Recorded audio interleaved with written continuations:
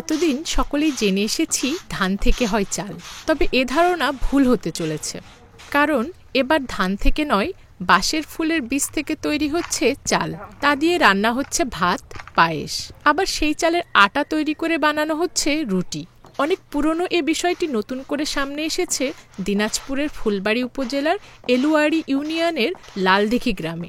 এগুলো আমার হইল এই যে বিড়ে বাসার ফুলের ফল, এই দে কুটো বানা করে ভাত রাঁধেও খায়, রুটি বানিয়েও খায়।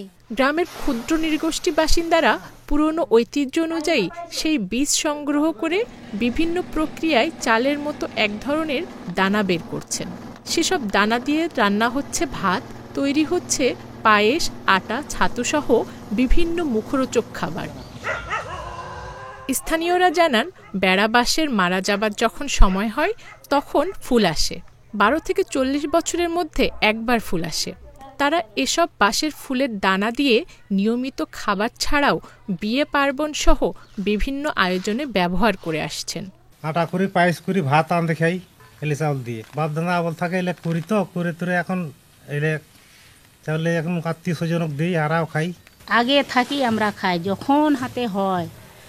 দাদা বাপ দাদা 14 গোষ্ঠীতে বলে এলাম, মাত্র বলে 3 বার হয়েছে এইবার ধরা বাঁশের চাল।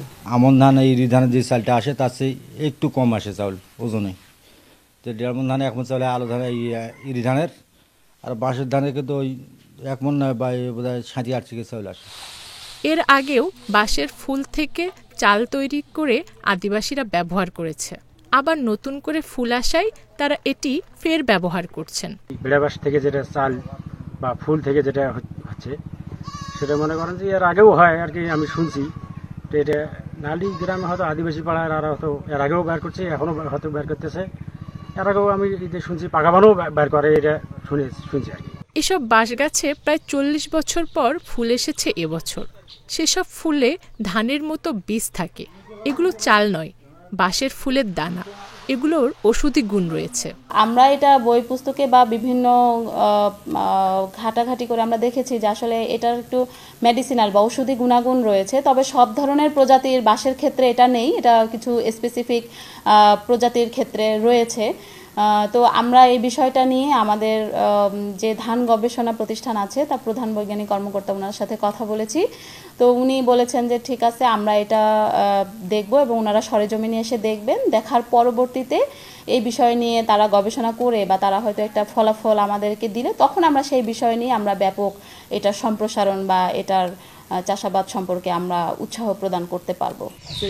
Zulekha Parveen, independent digital.